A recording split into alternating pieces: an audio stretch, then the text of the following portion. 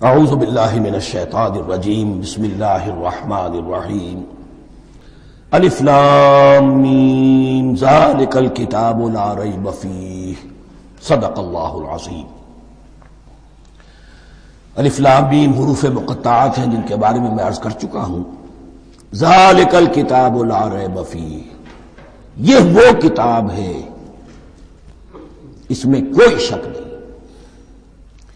الکتاب اس لیے کہا گیا ہے کہ قرآن مجید کی پیشین گوئیاں اور خوشخبریاں سابقہ کتابوں میں موجود تھیں، اور چونکہ اس سورہ مبارکہ میں اصل خطاب کا رخ جو ہے وہ ہے سابقہ امت مسلمہ کی طرف، تو ذالک کتاب نہیں کہا گیا، ذالک کتاب لا ریب فیہ نہیں، ذالک الکتاب یہ وہ کتاب ہے، کتاب موعود ہے جس کی پیشین گوئیاں تورات اور انجیل میں موجود تھیں۔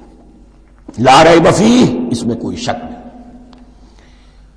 حرف اورا ریب نئے، تبدیل نئے، یہی الفاظ آئے ہیں سورہ سجدہ کے شروع میں بھی، الف لام میم تنزیل الکتاب لا ریب فیہ رب العالمین، لا ریب فیہ من رب العالمین، فیہ ھدی للمتقین۔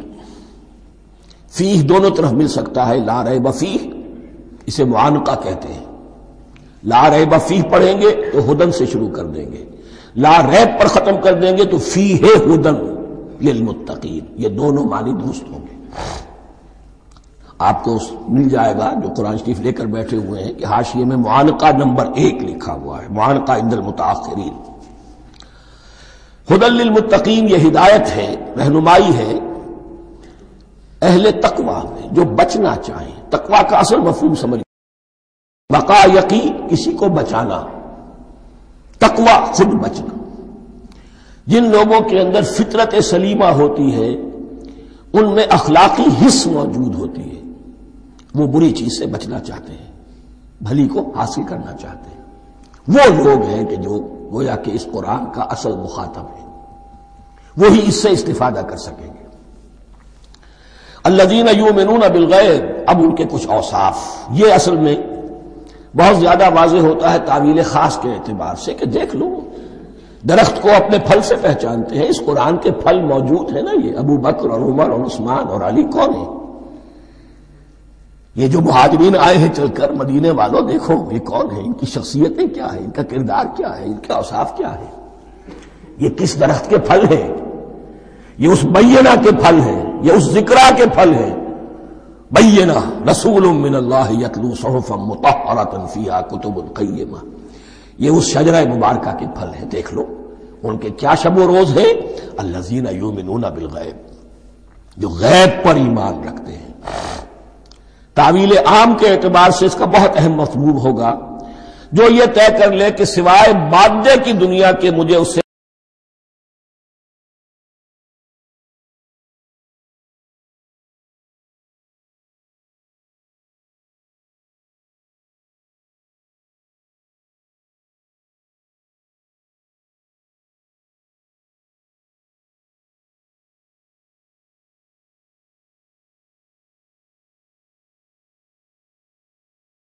جو اصل حقیقت ہے وہ مستور ہے، نگاہوں سے چھپی ہوئی ہے، سامنے جو کچھ نظر آ رہا ہے۔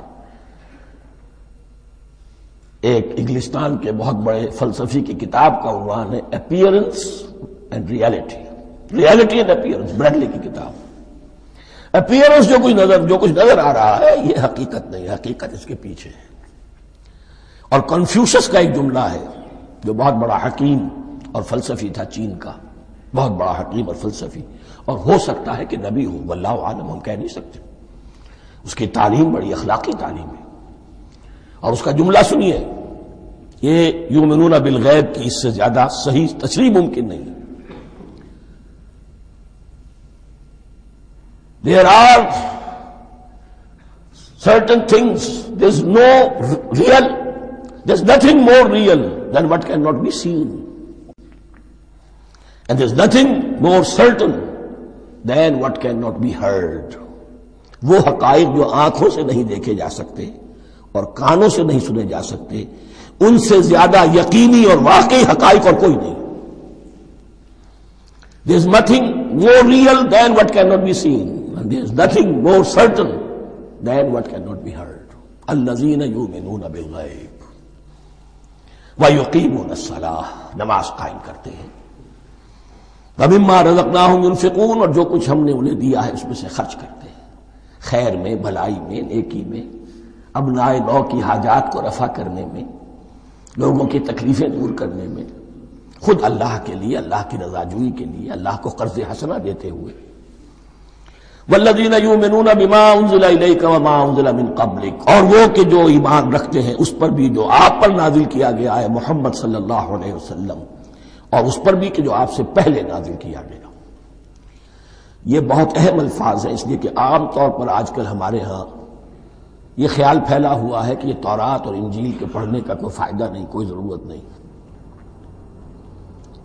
کوئی ضرورت نہیں کی حد تک تو شاید بات صحیح ہو، لیکن کوئی فائدہ نہیں، یہ بالکل غلط ہے۔ یہ ابتدا ہے قرآن کی، اور کس قدر اہتمام کے ساتھ کہا جا رہا ہے۔ ایمان صرف قرآن پر نہیں، اس پر بھی کہ جو اس سے پہلے نازل کیا گیا۔ اور سورہ نساء کی آیت، اور سورہ نساء نازل ہوئی کہیں جا کر سن 6 ہجری میں، یا ایھا الذین آمنوا آمنوا باللہ ورسولہ والکتاب الذی نزل علی رسولہ والکتاب الذی انزل من قبل۔ تو اس سے ایمان جو ہے تورات پر اور انجیل پر اور زبور پر اور صحف ابراہیم پر، اجمالی ایمان کی جو اہمیت ہے اس کو اچھی طرح سمجھ لیجیے۔ البتہ یہ ہے کہ چونکہ ہم سمجھتے ہیں اور جانتے ہیں کہ ان کتابوں میں تحریف ہو گئی ہے، لہذا ان کتابوں کی کوئی شے قرآن پر حجت نہیں ہوگی۔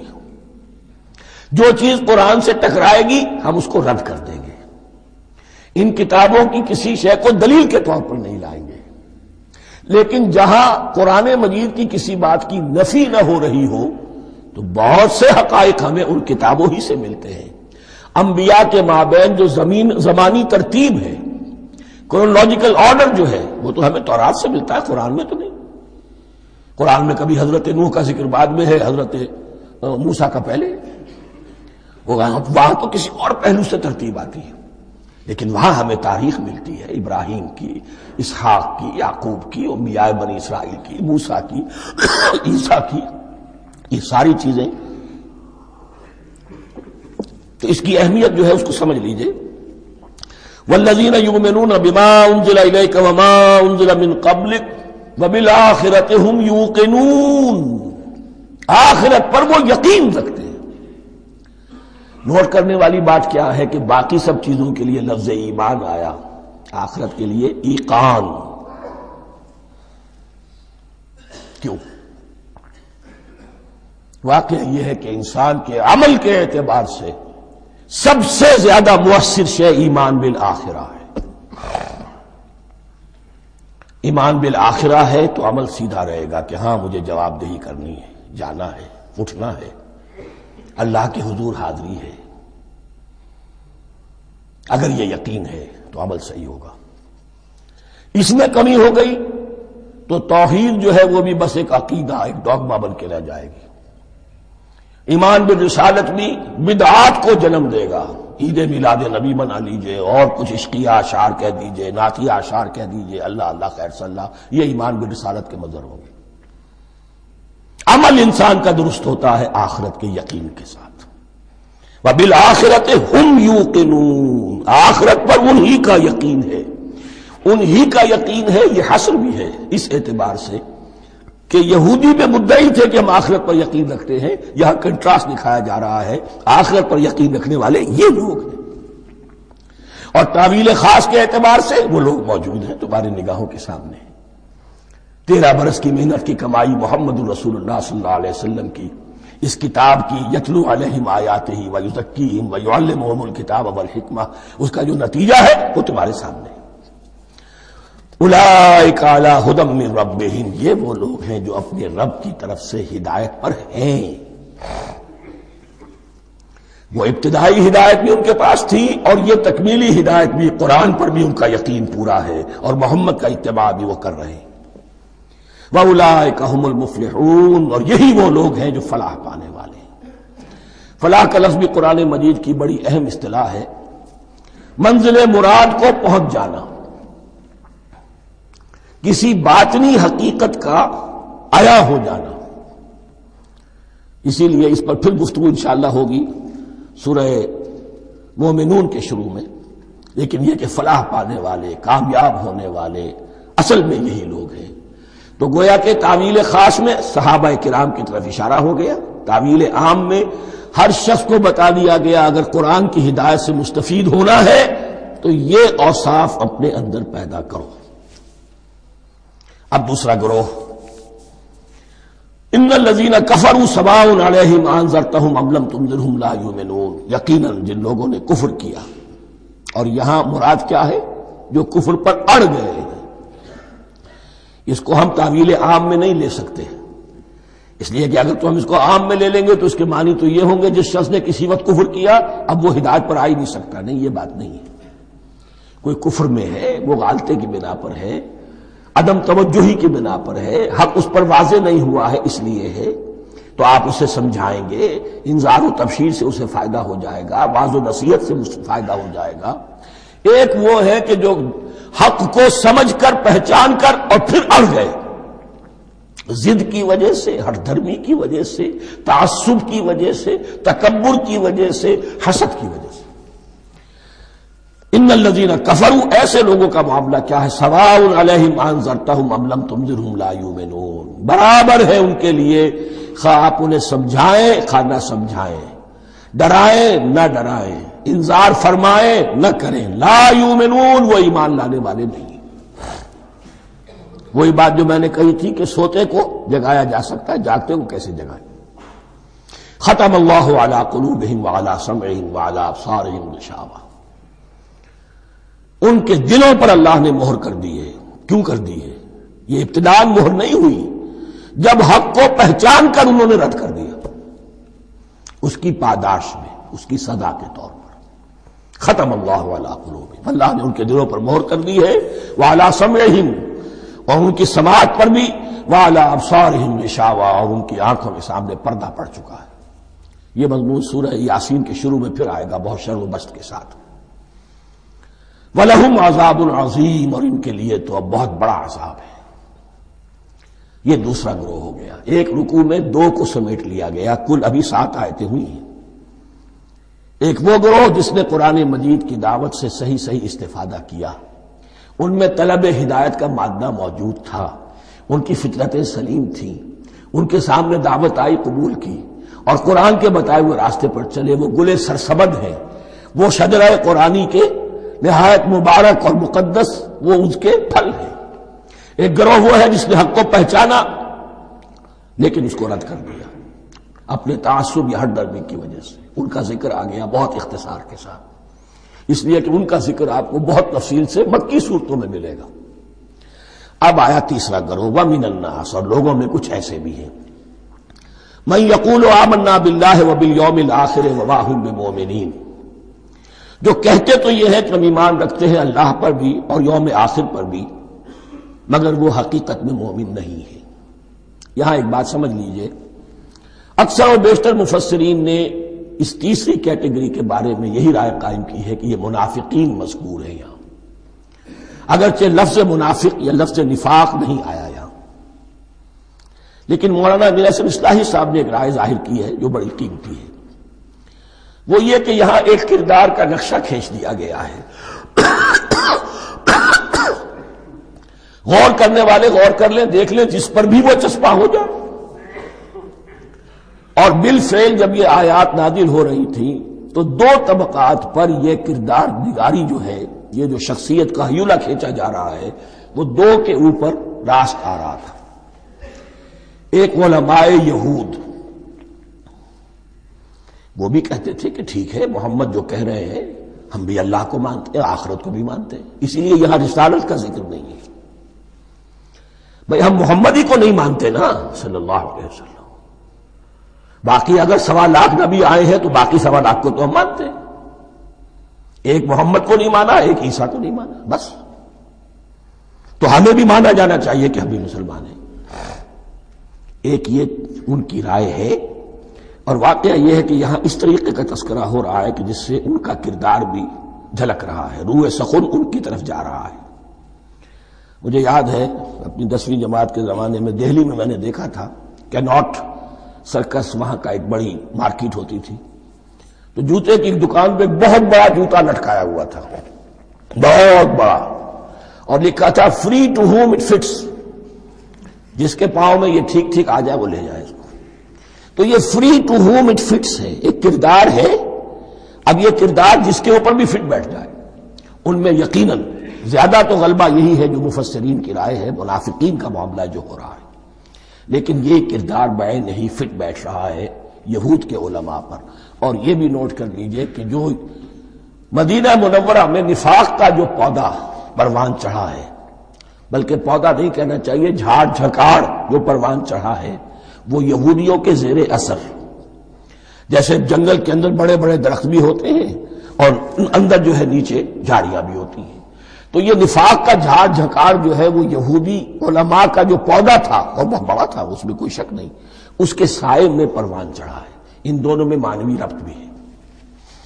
وَمِنَ النَّاسِ مَن يَقُولُ آمَنَّا بِاللَّهِ وَبِالْيَوْمِ الْآخِرِ وَمَا هُم بِمُؤْمِنِينَ، اور لوگوں میں سے کچھ ایسے بھی ہیں جو کہتے تو یہ ہے کہ ہم ایمان رکھتے ہیں اللہ پر اور یوم آخر پر، لیکن وہ مومن نہیں ہیں۔ يُخَادِعُونَ اللَّهَ وَالَّذِينَ آمَنُوا وَمَا يَخْدَعُونَ إِلَّا أَنفُسَهُمْ، وہ دھوکہ دینے کی کوشش کر رہے ہیں اللہ کو اور اہل ایمان کو۔ دیکھیں یخادعون جو ہے یہ باب مفاعلہ ہے، باب مفاعلہ میں کشمکش ہوتی ہے، کشاکش ہوتی ہے، لہذا ترجمہ میں نے کیا کوشش کر رہے ہیں۔ وما یخدعون الا انفسهم، یہ ثلاثی مجرد میں آ گیا، اور نہیں دھوکہ دے رہے مگر صرف اپنے آپ کو، یہ یقینی ہے اپنے آپ کو تو دھوکہ دے رہے ہو، لیکن یہ کہ اللہ اس کے رسول کو اور اللہ اور اہل ایمان کو دھوکہ نہیں دے سکتے۔ سورہ نساء کی آیت نمبر 142 میں یہ کھل کر منافقین کے بارے میں یہی الفاظ آئے ہیں، ان المنافقین یخادعون اللہ وہو خادعہم، یقیناً منافقین جو ہے وہ اللہ کو دھوکہ دینے کی کوشش کر رہے ہیں اور اللہ انہیں دھوکہ دے رہا ہے۔ فی قلوبہم مرض، ایک لفظ اور رہ گیا، وما یشعرون، انہیں اس کا شعور نہیں ہے۔ یہ بہت اچھی طرح نوٹ کر لیجئے، منافقین کی بھی اکثریت وہ تھی جنہیں اپنے نفاق کا شعور نہیں تھا، وہ اپنے تئیں سمجھتے تھے اپنے آپ کو مسلمان، وہ کہتے تھے یہ بے وقوف لوگ ہیں، محمد رسول اللہ کے بارے میں کہتے تھے یہ خام خواہ جو ہے انہوں نے لڑائی بھڑائی مول لے لی ہے اہل مکہ کے ساتھ، کیا ضرورت ہے، امن کے ساتھ جو ہے بات کرنی چاہیے۔ وہ سمجھتے تھے کہ ہم خیر خواہ ہیں، ہم بھلی بات کہہ رہے ہیں، یہ بے وقوف لوگ ہیں، دیکھتے نہیں کہ کس سے ٹکرا رہے ہیں، ہاتھ میں اسلحہ نہیں ہے اور لڑائی کے لیے جا رہے ہیں، تو بے وقوف تو یہ ہے۔ لیکن وہ سمجھتے تھے کہ ہم تو بڑے مخلص ہیں، ہم مصلح ہیں، تو ما یشعرون بہت ضروری ہے۔ بعض لوگ منافق ایسے بھی تھے کہ جو اسلام میں داخل ہی ہوتے تھے دھوکہ دینے کی خاطر، اور ان پہ پہلے دن سے واضح ہوتا تھا کہ ہم مسلمان نہیں ہیں، ہم نے اسلام کا لبادہ اوڑھا ہے صرف دھوکے کے لیے۔ اس کا ایک ذکر سورہ آل عمران میں آئے گا، لیکن اکثر و بیشتر منافقین دوسری طرح کے تھے جنہیں اپنے نفاق کا شعور حاصل نہیں تھا۔ فی قلوبہم مرض، ان کے دلوں میں ایک روگ ہے، بیماری ہے۔ یہ روگ اور بیماری کیا ہے؟ ایک لفظ میں اس کو تعبیر کیا جائے، کردار کی کمزوری، ویکنس آف کیریکٹر۔ ایک شخص وہ ہوتا ہے کہ جو سمجھتا ہے یہ حق ہے، حق سے بعد آباد، اب جو ہو سو ہو۔ ایک حق کو حق پہچان کر رد کر دیتا ہے، وہ کافر ہو گیا۔ ایک حق کو حق پہچان کر آیا تو صحیح، لیکن ویکنس آف کیریکٹر کی وجہ سے قوت ارادی کمزور ہے، آخرت بھی چاہتے ہیں، دنیا کو بھی ہاتھ سے دینے کو تیار نہیں، یہاں کا بھی کوئی نقصان نہ ہو اور آخرت کا بھی سارا بھلا میں مل جائے۔ یہ وہ لوگ ہیں در حقیقت کہ اس کو کہا روگ۔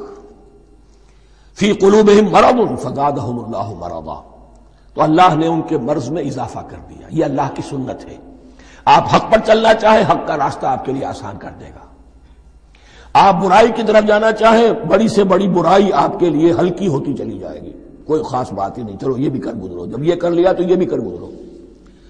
اور اگر آپ بین بین لٹکنا چاہیں تو اللہ اسی پہ چھوڑ دیتا ہے۔ ٹھیک ہے، آپ سمجھتے ہیں ہم کامیاب ہو رہے ہیں، ہم نے مسلمانوں کو بھی دھوکہ دے لیا، وہ ہمیں مسلمان سمجھتے ہیں، اور یہودیوں کو بھی دھوکہ دے لیا، وہ سمجھتے ہیں کہ ہم ان کے ساتھی ہیں، تو سمجھا کامیاب ہو رہے ہیں، حقیقت میں کامیابی نہیں۔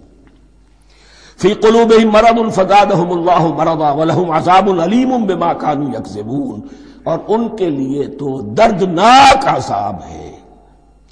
عذاب عظیم کا لفظ آیا تھا اوپر کفار کے لیے، وَلَهُمْ عَذَابٌ عَظِيمٌ، 7ویں آیت ختم ہوئی، اور عذاب علیم کا لفظ آیا یہاں، ان کے لیے دردناک المناک عذاب ہے، بما کانوا یکذبون، بسبب اس جھوٹ کے جو وہ بول رہے تھے۔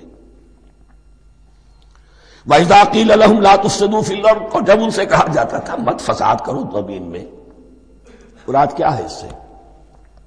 کہ جب محمد کو مان لیا کہ اللہ کے رسول ہیں، اب ٹھیک ٹھیک پیروی کرو، ان کے پیچھے چلو، ان کا حکم ہے تو جنگ کے لیے نکلو، ان کی طرف سے تقاضا آتا ہے مال پیش کرو، اور اگر تم اس سے کتراتے ہو تو فساد مچا رہے ہیں، جماعتی زندگی کے اندر فتنہ و فساد پیدا کر رہے ہیں۔ وَإِذَا قِيلَ لَهُمْ لَا تُفْسِدُوا فِي الْأَرْضِ قَالُوا إِنَّمَا نَحْنُ مُصْلِحُونَ، وہ کہتے تھے نہیں ہم تو صلح کرانے والے ہیں، اصلاح کرنے والے ہیں، ہم چاہتے ہیں لڑنا بیڑنا کوئی اچھی بات نہیں ہے، ٹکراؤ تصادم یہ کوئی اچھے کام تھوڑا ہی ہے، بس ٹھنڈے ٹھنڈے دعوت دیتے رہو، جو چاہے قبول کر لے، جو چاہے رد کر دے، خام خواہ یہ ٹکرانا اور یہ جنگ کرنا اور اللہ کے دین کو غالب کرنے کے لیے یہ قربانی دو اور یہ مصیبت جھیلو اور یہ مشقت برداشت کرو اور یہ چیز چھوڑو اور یہ ترک کرو، یہ کاہے کے لیے؟ وَإِذَا قِيلَ لَهُمْ لَا تُفْسِدُوا فِي الْأَرْضِ قَالُوا إِنَّمَا نَحْنُ مُصْلِحُونَ أَلَا إِنَّهُمْ هُمُ الْمُفْسِدُونَ وَلَٰكِن لَّا يَشْعُرُونَ، آگاہ ہو جاؤ کہ وہی ہے مفسد، فساد پھیلانے والے، اس لیے کہ محمد رسول اللہ کی دعوت ہے زمین میں اصلاح کے لیے، اس اصلاح کے لیے کچھ آپریشن کرنا پڑے گا، مریض اس درجے کو پہنچ چکا ہے کہ آپریشن کے بغیر اس کی شفا نہیں ہوگی، اب اگر تم اس کے راستے میں رکاوٹ بنتے ہو تو در حقیقت تم فساد مچا رہے ہو، لیکن تمہیں اس کا شعور نہیں۔ الا انہم ہم المفسدون ولکن لا یشعرون، پھر دیکھیے نوٹ کیجئے، شعور نہیں ہے، شعوری نفاق اور شے ہے، غیر شعوری نفاق ہے کہ جس کا یہ سارا تذکرہ ہو رہا ہے۔ وَإِذَا قِيلَ لَهُمْ آمِنُوا كَمَا آمَنَ النَّاسُ، اور جب ان سے کہا جاتا ہے ایمان لاؤ جیسے دوسرے لوگ ایمان لائے ہیں، آخر دیکھو دوسرے یہ اہل ایمان ہیں، جب بلاوا آتا ہے فوراً لبیک حاضر ہوتے، جو بھی ہو، یہ تم جو ہے آخر تم نے اور روش اختیار کی۔ وَإِذَا قِيلَ لَهُمْ آمِنُوا كَمَا آمَنَ النَّاسُ قَالُوا أَنُؤْمِنُ كَمَا آمَنَ السُّفَهَاءُ، وہ کہتے ہیں کہ کیا ہم ایمان لائے جیسے یہ بے وقوف لوگ ایمان لائے، انہیں تو اپنے نفع کی فکر، نہ نقصان کی فکر، نہ خطرات کا کوئی خیال، نہ اندیشوں کا کوئی گمان، جان جائے مال جائے، اولاد کو چھوڑ دیں، گھر بار چھوڑ کے آ گئے ہیں، ان سے بڑے بے وقوف کون ہوں گے؟ بال بچے چھوڑ آئے ہیں کفار مکہ کے رحم و کرم پر، سرداران قریش جو چاہے ان کے ساتھ کریں، تو یہ تو بے وقوف لوگ ہیں۔ آج کل آپ کہتے ہیں ایسے ہی لوگوں کو فینیٹکس ہیں، یہ فینیٹکس ہیں، دیکھ بھال کر چلنا چاہیے، دائیں بائیں دیکھ کر چلنا چاہیے، نفع نقصان کا خیال کر کے چلنا چاہیے، چاہے حق ہے ٹھیک ہے، لیکن بہرحال اپنی مصلحتوں کو بھی اور اپنی اہل و عیال کی مصلحتوں کو بھی دیکھنا چاہیے۔ یہ لوگ تو معلوم ہوتا ہے کہ بالکل دیوانے ہو گئے، فینیٹکس ہو گئے۔ وَإِذَا قِيلَ لَهُمْ آمِنُوا كَمَا آمَنَ النَّاسُ قَالُوا أَنُؤْمِنُ كَمَا آمَنَ السُّفَهَاءُ أَلَا إِنَّهُمْ هُمُ السُّفَهَاءُ وَلَٰكِن لَّا يَعْلَمُونَ، آگاہ ہو جاؤ کہ وہی بے وقوف ہے لیکن انہیں علم نہیں ہے۔ وہ صادق الایمان جو ایمان کی ہر تقاضے کو پورا کرنے کے لیے ہر وقت حاضر ہیں، ان سے بڑا عقل مند کوئی نہیں، ان سے بڑا سمجھدار کوئی نہیں، انہوں نے یہ جان لیا ہے کہ اصل زندگی آخرت کی زندگی ہے، یہ نہیں ہے، یہ تو عارضی ہے، کل نہیں آج ختم ہو جائے، آج نہیں ابھی ختم ہو جائے، کیا فرق پڑے گا؟ جانا تو ہے، اب نہیں تو کل، کل نہیں تو پرسوں، جانا تو ہے، تو عقل تو ان کے اندر ہے۔ الا انہم ہم السفہاء ولکن لا یعلمون وَإِذَا لَقُوا الَّذِينَ آمَنُوا قَالُوا آمَنَّا، اور جب یہ ملتے ہیں ان سے جو اہل ایمان ہیں تو کہتے ہیں ہم بھی ایمان رکھتے ہیں. اب یہ ان دونوں پر آئے گا. عام جو یہودی تھے وہ بھی کہتے تھے کہ ہم بھی تو آخر اللہ کو مانتے ہیں، آخرت کو مانتے ہیں. اور منافق تو تھے ہی جو رسول کو بھی مانتے تھے. وَإِذَا خَلَوْا إِلَىٰ شَيَاطِينِهِمْ، اور جب یہ اپنے شیطانوں کے پاس خلوت میں ہوتے ہیں. اور یہاں شیاطین سے مراد ہیں اہل کتاب یہود کے علماء، ان کے سردار، یا عبداللہ ابن ابی جو منافقین مدینہ کا سردار تھا. اگر وہ کبھی ملامت کرتا ہے دیکھو تم تو معلوم ہوتا ہے بالکل مسلمانوں میں شامل ہی ہو گئے پوری طرح سے، تمہیں کیا ہو گیا، تم ہر بات مان رہے ہو. اب انہیں یہ کچھ نہ کچھ اپنی وفاداری کا یقین دلانے کے لیے کہنا پڑتا تھا. نہیں ہم انہیں بیوقوف بنا رہے ہیں، ہم ان سے ذرا تمسخر کر رہے ہیں، ہم ہیں آپ کے ساتھ ہی، آپ فکر نہ کریں. اسی لیے یہ دو منہ ہونا، نفق کہتے ہیں سرنگ کو جس کے دو دروازے ہوتے ہیں، باقی زیر زمین ہے. نافقہ گوہ کا بل ہے کہ دو دروازے رکھتا ہے، دو اس کے منہ رکھتا ہے کہ ادھر سے اگر کتا داخل ہو جائے شکار کے لیے تو ادھر سے نکل بھاگے، ادھر سے آئے تو ادھر سے نکل بھاگے. تو دو منہ انسان، یہ در حقیقت جس کو پھر سورہ نساء میں کہا گیا لا الہ الا ولا الہ الا، نہ ادھر کے ہیں نہ ادھر کے، مذبذبین بین ذالک، اس کے درمیان مذبذب ہو کر رہ گئے. یہ شیطان کا لفظ یہاں سمجھ لیجئے کہ اس کے دو رائے ہیں کہ یہ شطنہ سے بنا ہے یا شات سے بنا ہے، شین الف توئے یا شین تو نون. شطنہ کے معنی تباعدا، کو بہت دور ہو گیا، دور ہو گیا. شیطان سے مراد جو اللہ کی رحمت سے بہت دور ہو گیا. اور شاتا یشیتو کے معنی ہے احترق غضبا وحسدا، کوئی شخص غصے اور حسد کے اندر جل رہا ہو، وہ شاتا یشیتو ہے. اس سے فعلان کے وزن پر، رحمان کے وزن پر، غضبان کے وزن پر شیطان، یعنی وہ کہ جو حسد اور غضب کی آگ میں جل رہا ہے. تو یہ ایک تو شیطان وہ ہے کہ جو جنات میں سے ہے، جس کا نام عزازیل تھا پہلے، اب ہم اسے ابلیس کے نام سے جانتے ہیں. وہ ایک شیطان ہے، جنی ہے.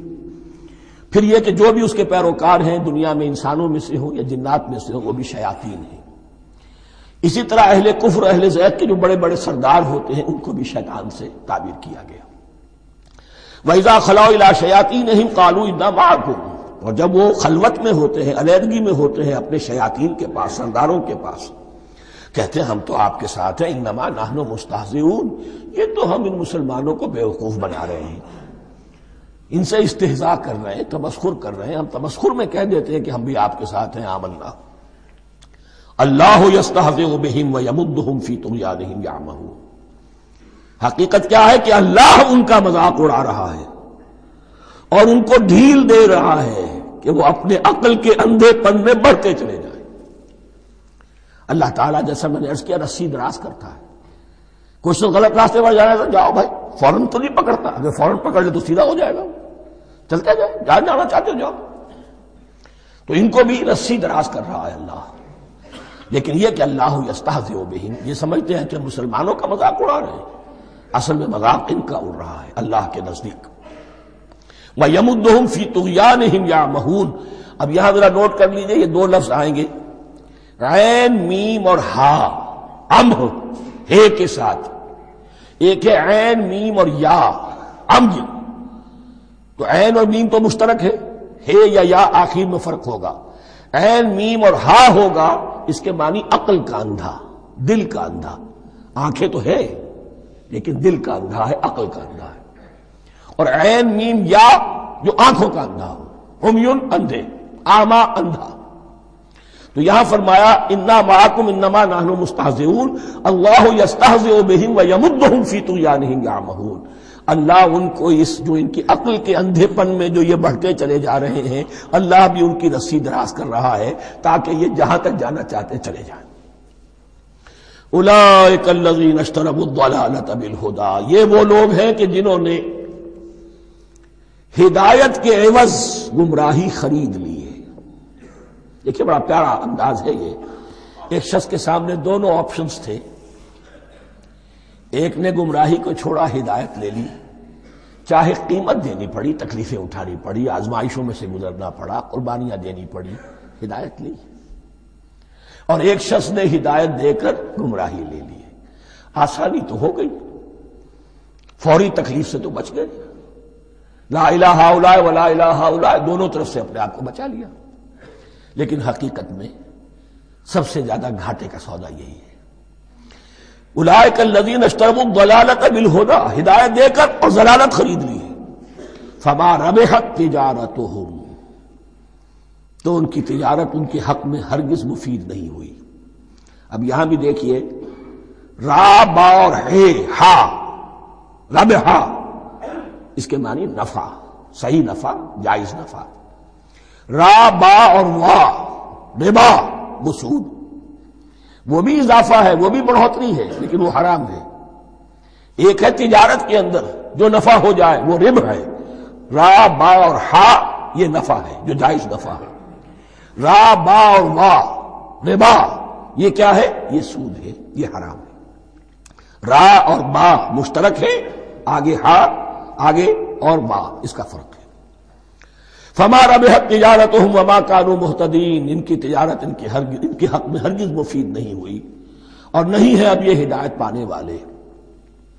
مثلہم، اب یہاں دو تمثیلیں آ رہی ہیں بڑی پیاری۔ پہلی تمثیل ہے کفار کے بارے میں، دوسری تمثیل ہے یہ بین والے لوگوں کے بارے میں۔ پہلوں کے لیے کیا تمثیل ہے؟ مثلہم کمثل الذی استوقد نارا، ان کی مثال اس شخص کی سی ہے جس نے آگ روشن کی۔ ایک نقشہ کھینچا جا رہا ہے، اندھیری شب ہے جدا اپنے قافلے سے ہے تو، تیرے لیے ہے میرا شعلہ نوا قندیل۔ اندھیری شب ہے، قافلہ بھٹک رہا ہے، کچھ لوگ بڑی ہمت کرتے ہیں، اندھیرے میں بھی ادھر ادھر سے لکڑیاں جمع کرتے ہیں اور آگ روشن کر دیتے ہیں۔ لیکن عین اس وقت جب آگ روشن ہوتی ہے کچھ لوگوں کی بینائی سلب ہو جاتی ہے۔ پہلے وہ اندھیرے میں اس لیے تھے کہ روشنی نہیں تھی، اب وہ اندھیرے کے اندھیرے میں رہ گئے کہ روشنی تو خارج میں آ گئی، اپنی اندر کی روشنی گل ہو گئی، بصارت سلب ہو گئی۔ یہ مثال ہے ان کفار کی کہ حضور کی آمد سے پہلے سب بھٹک رہے تھے، کوئی حقیقت واضح نہیں تھی، قافلہ انسانیت بھٹک رہا تھا اندھیری شب میں۔ محمد الرسول اللہ آئے، انہوں نے آگ روشن کر دی، اب راستہ کھل گیا، ہدایت واضح ہو گئی۔ لیکن کچھ ضد یا تعصب یا تکبر یا حسد کی بنیاد پر کچھ لوگوں کی اندر کی بینائی زائل ہو گئی، تو وہ تو ویسے کے ویسے بھٹک رہے ہیں جیسے پہلے اندھیرے میں تھے، ویسے ہی اب اندھیرے میں ہے۔ روشنی میں آنے والے تو وہ ہیں، دیکھ لو جن کا ذکر سب سے پہلے ہوا ہے۔ مثلہم کمثل الذی استوقد نارا، اس شخص کی سی ہے کہ جس نے آگ روشن کی۔ فلما اضاءت ما حولہ، جب اس آگ نے اپنے ماحول کو گردا گرد کو روشن کر دیا، ذهب اللہ بنورہم، اللہ ان کی نور بصارت کو لے گیا، سلب کر لیا اللہ نے۔ وترکہم فی ظلمات لا یبصرون، اور چھوڑ دیا انہیں ان اندھیروں کے اندر کہ وہ کچھ نہیں دیکھتے۔ صم بکم عمی فہم لا یرجعون، اسم کہتے ہیں بہرے کو، سم جمع ہے اس کی، سمن۔ اب کمو کہتے ہیں گونگے کو، بکمن اس کی جمع ہے۔ آما کہتے ہیں اندھے کو، عمیون اس کی جمع ہے۔ یہ بہرے ہیں، گونگے ہیں، اندھے ہیں، فہم لا یرجعون، اب یہ لوٹنے والے نہیں۔ یہ کون ہے؟ ابو جہل ہے، ابو لہب ہے، ولید بن مغیرہ ہے، عقبہ ابن ابی معیط ہے۔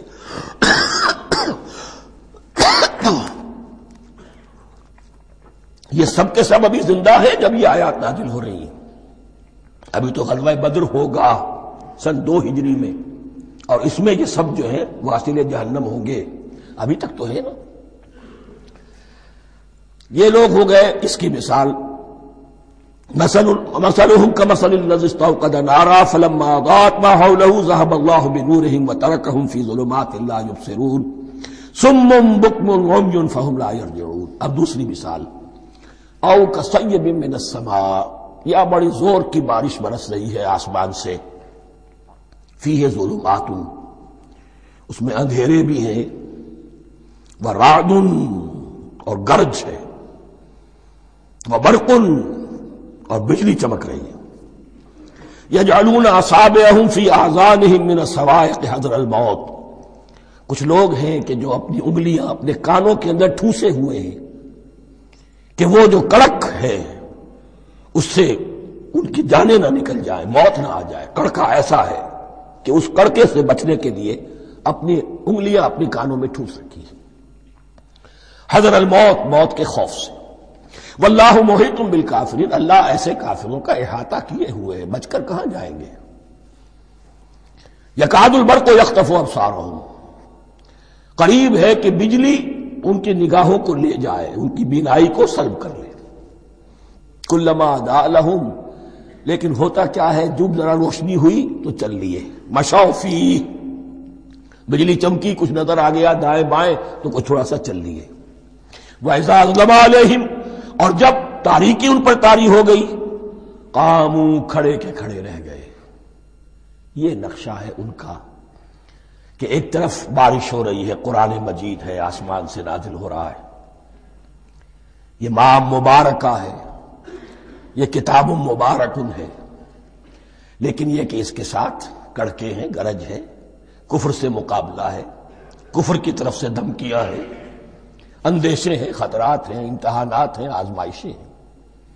ذرا کہیں حالات کچھ بہتر ہوئے، کچھ جسے بریدنگ سپیس کہتے ہیں ملی، تو تھوڑا سا چل لیے، ہم بھی مسلمان ہیں، کوئی خاص موقع نہیں ہے، کسی جنگ کے لیے بلایا نہیں جا رہا ہے، تو بڑھ چڑھ کے باتیں کر رہے ہیں، اپنے ایمان کا اظہار بھی کر رہے ہیں۔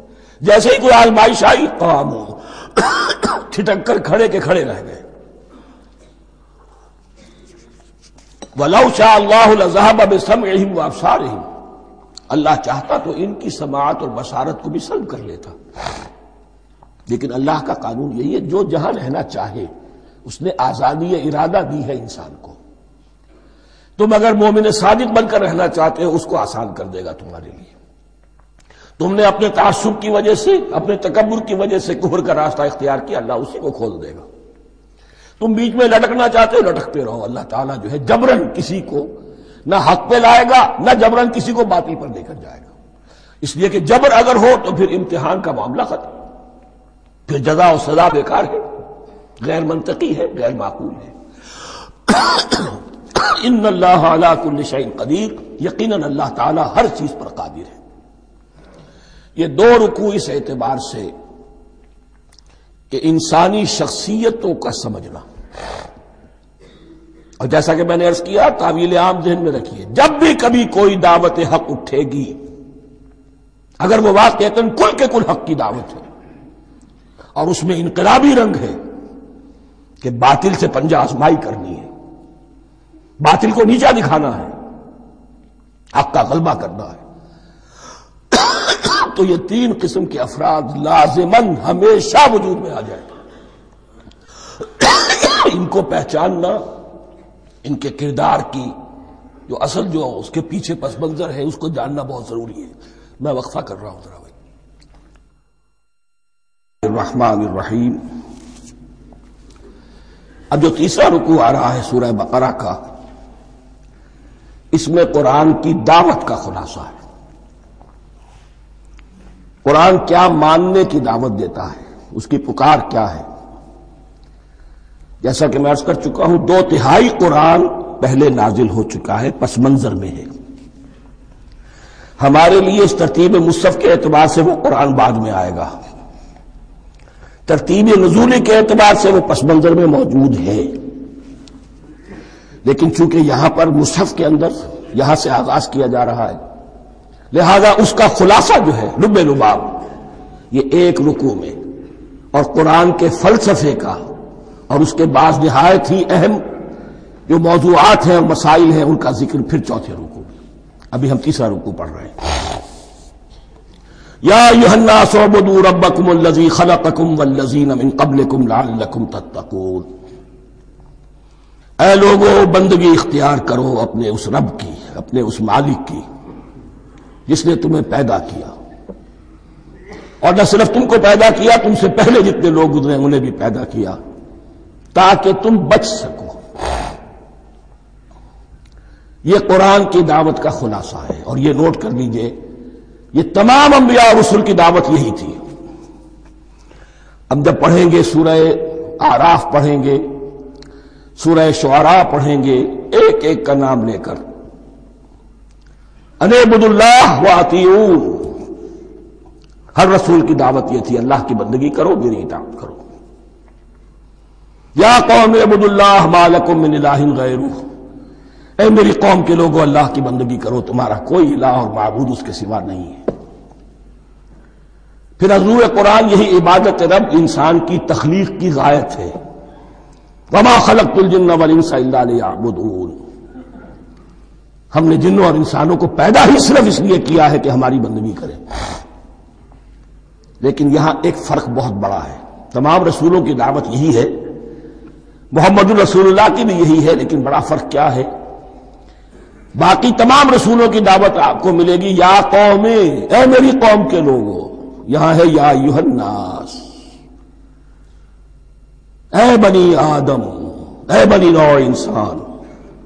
معلوم ہوا کہ تمام رسول حضور سے پہلے صرف اپنی اپنی قوموں کی طرف آئے ہیں، پہلے اور آخری اور کامل رسول ہیں اللہ کے محمد صلی اللہ علیہ وسلم، جن کی دعوت آفاقی ہے۔ یا ایھا الناس، یا قوم نہیں، یا ایھا الناس اعبدوا ربکم الذی خلقکم والذین من قبلکم۔ اس میں دلیل بھی آ گئی کہ عام طور پر لوگ جو ہے غلط راستے پر اس دلیل سے جمے رہتے ہیں کہ ہمارے آباء و اجداد کا راستہ یہی تھا۔ تو بھائی جیسے تم مخلوق ہو ایسے وہ بھی تو مخلوق تھے، جیسے تم خطا کر سکتے ہو وہ بھی تو خطا کر سکتے تھے۔ لہذا یہ نہ دیکھو کہ آباء و اجداد کا راستہ کیا تھا، دیکھو یہ کہ حق کیا ہے، لعلکم تتقون، تاکہ تم بچ جاؤ، دنیا میں افراط و تفریط کے دھکوں سے بچ جاؤ گے، آخرت میں اللہ کے عذاب سے بچ جاؤ گے۔ ان دونوں سے اگر بچنا ہے تو اللہ کی بندگی کی روش اختیار کرو۔ اچھا کس رب کی؟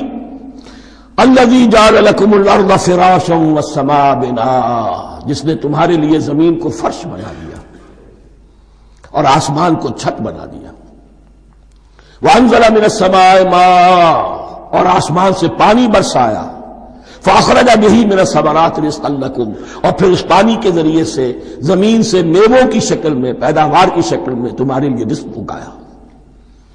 فلا تجعلوا للہ اندادا وانتم تعلمون، تو ہرگز نہ اللہ کا مد مقابل کسی کو ٹھہراؤ جانتے بوجھتے۔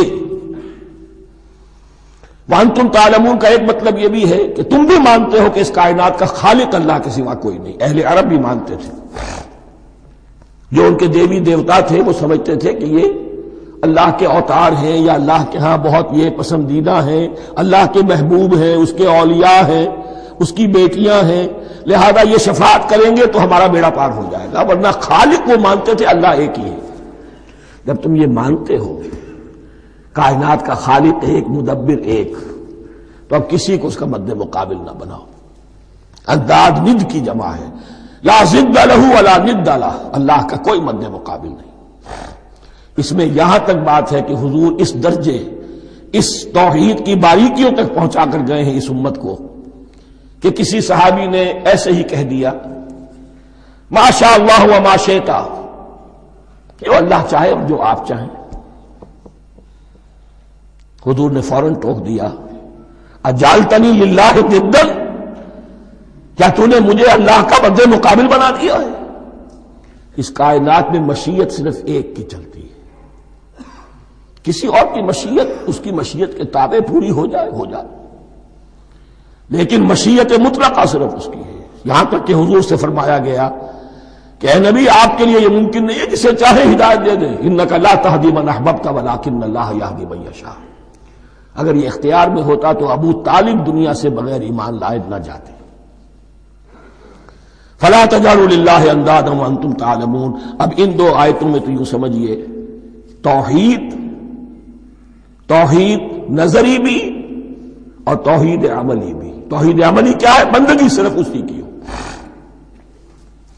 اب آیا ہے رسالت کا معاملہ، وَإِن كُنتُمْ فِي رَيْبٍ مِّمَّا نَزَّلْنَا عَلَىٰ عَبْدِنَا، اگر تمہیں رسالت محمدی پر شک ہے صلی اللہ علیہ وسلم، اس کے کیا معنی ہے؟ کہ تمہیں اس قرآن کے بارے میں شک ہے جو ہم نے اپنے بندے پر نازل کیا ہے۔ اگر ہے شک فی الواقع، وَإِن كُنتُمْ فِي رَيْبٍ، اگر تمہیں واقعتاً شک ہے مما نزلنا علی عبدنا، اس پر جو ہم نے اپنے بندے پر نازل فرمایا ہے، فاتوا بسورۃ من مثلہ، تو لے آؤ اس جیسی ایک ہی صورت۔ یہ ہم کل پوری تفصیل سے دیکھ چکے ہیں کہ برسبیل تنزل یہاں پہنچے ہیں. پہلے 2 آیتیں میں نے آپ کو سنائی تھی جس میں پورے قرآن کی مثال لانے کا چیلنج کیا گیا. پھر ایک آیت سنائی جس میں 10 صورتیں ہی لے آؤ. اب آخری درجے میں ایک صورت ہی بنا لا، اور ایک صورت تو سورۃ العصر کے مساوی بھی ہو سکتی تھی، سورۃ الکوثر کے مساوی بھی ہو سکتی تھی. وَادْعُوا شُهَدَاءَكُم مِّن دُونِ اللَّهِ إِن كُنتُمْ صَادِقِينَ، اور بلا لو اپنے سارے مددگاروں کو اللہ کے سوا، جن ہوں انس ہوں. اس لیے کہ قریش کا خیال یہ تھا کہ جو شعراء ہوتے ہیں ان کے پاس جن ہوتے ہیں، وہ جن انہیں سکھاتے ہیں، ورنہ عام آدمی تو یہ شعر نہیں کہہ سکتا. تو تمہارا اگر کوئی گمان ہے کوئی جنات سکھانے والے ہیں، کوئی انسان ہے، خطیب ہے، شعراء ہے، ادیب، سب کو جمع کر. ان کنتم صادقین. اب یہ ہے بہت ہی، جس کو میں نے کل کہا تھا آپ کو یاد ہوگا، قرآن کا انداز کیا ہوتا ہے کہ وہ اپنے اندر جھانکنے کی دعوت دیتا ہے. یہ گویا کہ آنکھوں میں آنکھیں ڈال کر یہ کہا جا رہا ہے کہ حقیقت میں تمہیں کوئی شک نہیں ہے، یہ تم بات بنا رہے ہو صرف. اگر واقعتاً شک ہے تو آؤ میدان. حقیقت یہ ہے کہ تمہیں شک نہیں ہے. اگر تم سچے ہو فاتو بصورت من مثلہ، تو اس جیسی ایک ہی صورت بنا لاؤ. فإن لم تفعلوا، اب ذرا انداز دیکھیے تحدی کا اور چیلنج کا. پھر اگر تم یہ نہ کر پاؤ وَلَن تَفْعَلُوا، اور ہرگز نہیں کر سکو گے. یہ چیلنج کون دے سکتا ہے؟ اللہ کے سوا کوئی نہیں دے سکتا. یہ انداز کسی کتاب کا نہیں ہے. ذَلِكَ الْكِتَابُ لَا رَيْبَ فِيهِ، یہ کسی کا نہیں ہے. فَإِن لَمْ تَفْعَلُوا وَلَن تَفْعَلُوا، پھر اگر تم نہ کر پاؤ اور تم ہرگز نہیں کر پاؤ گے، فَاتَّقُوا النَّارَ الَّتِي وَقُودُهَا النَّاسُ وَالْحِجَارَةُ، تو ڈرو اس آگ سے جس کا ایندھن بنیں گے انسان اور پتھر. اعدت للکافرین، کافروں کے لیے تیار کر لی گئی ہے، بھڑکا دی گئی ہے. پتھروں کا ذکر خاص طور پر کیوں ہے؟ 2 اس کے امکانات ہیں.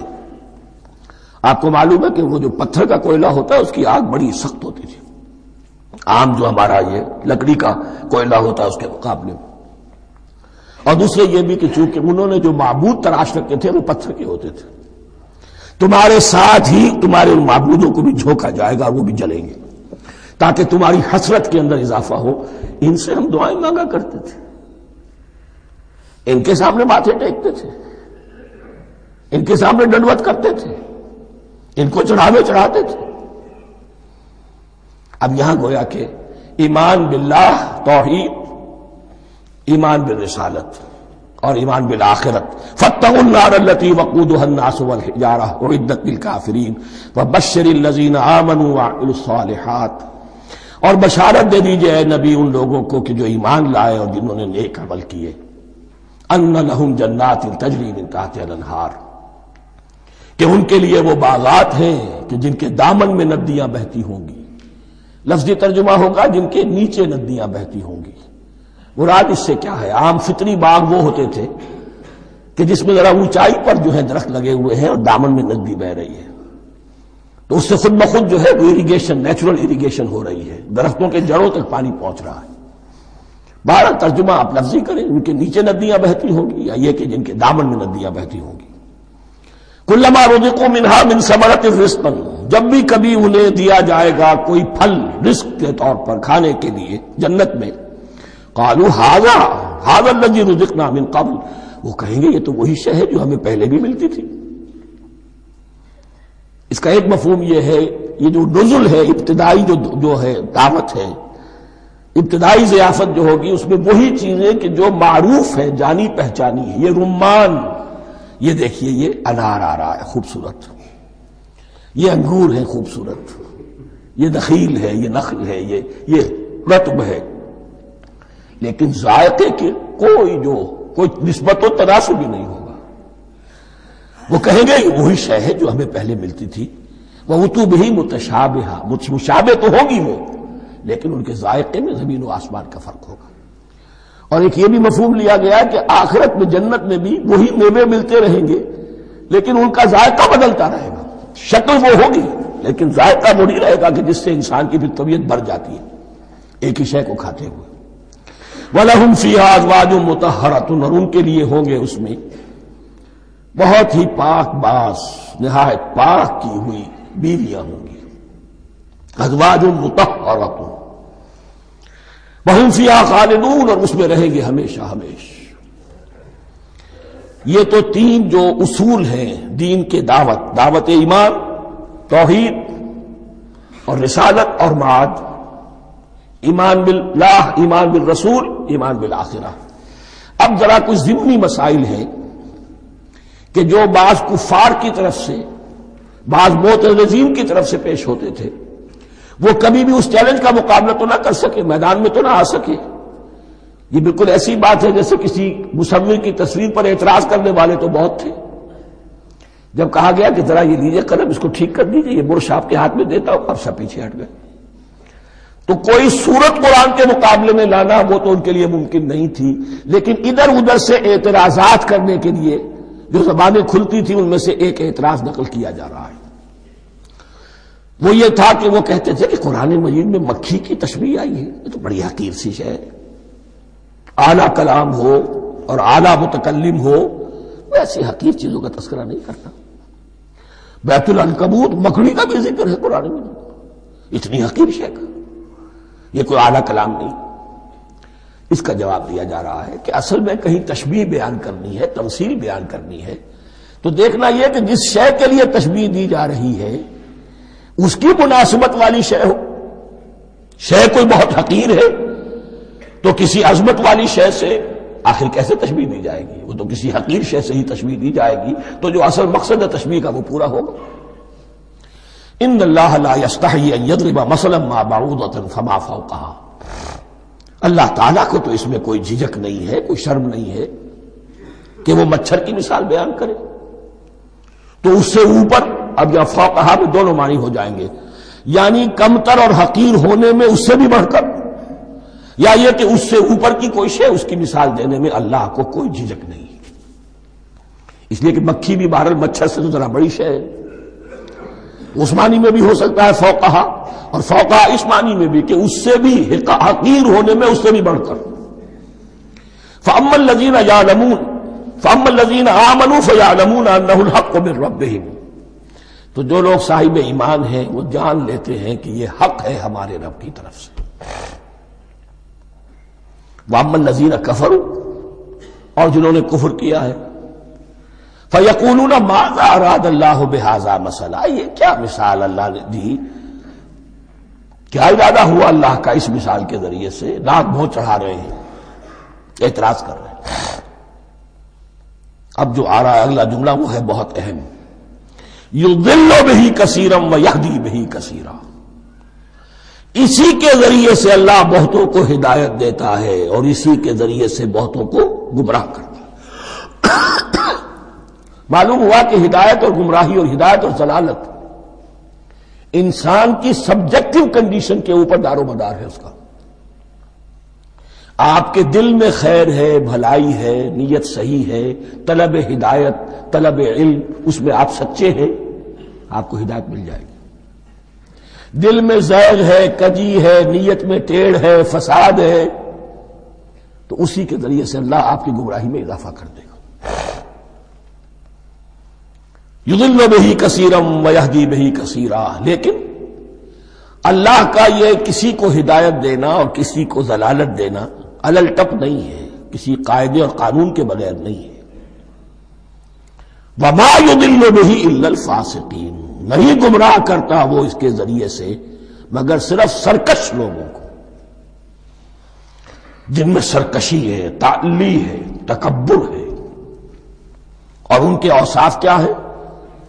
الذین ینقضون عہد اللہ من بعد میثاقہ. جو توڑ دیتے ہیں اللہ کے ساتھ کیے ہوئے عہد کو. اور سب سے بڑا عہد یہ سورہ اعراف میں چل کر آئے گا، عہد الست. عالم ارواح میں ہم عہد الست کر کے آئے ہیں. الست بربکم قالوا بلا. کیا میں ہی نہیں ہوں تمہارا رب؟ تمام ارواح نے، میں بھی تھا، آپ بھی تھے، سب تھے، کل انسان، جتنے انسان دنیا میں آج تک آ چکے ہیں وہ بھی تھے، اور جو آنے ہیں ابھی قیامت تک وہ بھی تھے، لیکن تھے صرف ارواح کی شکل میں، جسم نہیں تھے. اور یہ میں آپ کو بتا چکا ہوں، مکمل وجود ہے انسان کا روحانی وجود. اولاً تخلیق اس کی ہوئی تھی، اسی سے آگے چل کر ایک بہت فلسفے کا بہت گہرا مضمون آ رہا ہے آگے چل کر. وہ جو عہد الست الست بربکم قالوا بلا، انہوں نے اس عہد کو توڑا، اللہ کو اپنا مالک اور خالق اور اپنا حاکم جاننے کی بجائے خود حاکم بن کر بیٹھ گئے. الیس لی ملک مصر، کیا مصر کی بادشاہی میری نہیں ہے؟ I am the sovereign, we are sovereign, popular sovereignty. بغاوت، سرکشی، فاسق. وما يضل به الا الفاسقين الذين ينقضون الميثاق ويقطعون ما امر الله به ان يوصل، اور کاٹتے ہیں وہ چیز جسے اللہ نے جوڑنے کا حکم دیا ہے. اللہ نے صلہ رحمی کا حکم دیا ہے، یہ قطع رحمی کرتے ہیں. مال کی طلب میں بھائی بھائی کو ختم کرتا ہے اس کے مال کو ہتھیانے کے لیے، اپنی ذاتی اغراض کے لیے تمام اخلاقی حدود جو ہے انسان پس و پیش ڈال دیتا ہے. اپنا تکبر، اپنے لیے تعلی. الذین، آپ دیکھیے نوٹ کیجئے، اس میں ہماری شریعت کا فلسفہ یہ ہے، ایک تعلق ہے اللہ کا بندے کے ساتھ، حقوق اللہ، ایک ہے بندوں کا بندوں کے ساتھ، حقوق العباد. اللہ کا حق کیا ہے؟ اسے حاکم اور مالک، اور حاکم سمجھو، الملک سمجھو، خود اس کے بندے بنو. انسانوں کا حق کیا ہے؟ کونوا عباد اللہ اخوانا، سب آپس میں بھائی بھائی اللہ کے بندے بن جاؤ. اور اس میں سب سے اہم ترین رحمی رشتہ ہے، سگے بھائی بہنیں، پھر دادی کے اوپر جا کر وہ کزنز آ جائیں گے، پر دادی پر جا کر اور جمع ہو جائیں گے، یہاں تک کہ آدم و حوا پر تمام انسان جمع ہو جائیں گے. تو رحمی رشتے کی بڑی اہمیت ہے. تو وہ فاسقین کے جو توڑتے ہیں اللہ کے عہد کو، اس کو مضبوطی سے باندھنے کے بعد، وَيَقْطَعُونَ مَا أَمَرَ اللَّهُ بِهِ أَن يُوصَلَ وَيُفْسِدُونَ فِي الْأَرْضِ، انہی دونوں چیزوں کے نتیجے میں زمین میں فساد پیدا ہوتا ہے. یا اللہ کی اطاعت سے باغی ہو گئے، اور یا آپس میں ایک دوسرے کی گردنیں کاٹنے لگے. اولئک ھم الخاسرون، یہی لوگ ہیں جو بالآخر خسارے میں، آخری اور دائمی خسارے میں رہنے والے ہیں. کیف تکفرون باللہ وکنتم امواتا، تم کیسے کفر کرتے ہو اللہ کا. بڑا پیارا انداز ہے. وکنتم امواتا، تم مردہ تھے، فاحیاکم، تمہیں زندہ کیا، ثم یمیتکم، پھر تمہیں مارے گا، ثم یحییکم، پھر جلائے گا، ثم الیہ ترجعون، پھر تم اس کی طرف لوٹ جاؤ گے، لوٹا دیے جاؤ گے. یہاں وہ بات آ گئی جو آج نگاہوں سے بالکل اوجھل ہو چکی ہے. یہ ہم دنیا میں آنے سے پہلے مردہ تھے، کیا مانی؟ یہ مضمون آ کر اصل میں سورہ غافر یا سورہ مومن میں چل کر اس کی پوری وضاحت ہوگی.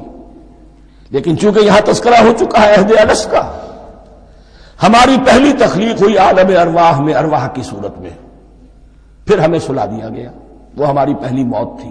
مردہ جو ہے معدوم نہیں ہوتا، مردہ ہوتا ہے، بے جان ہوتا ہے، سویا ہوا ہوتا ہے، اور موت کو اور نیند کو تشبیہ دی گئی ہے.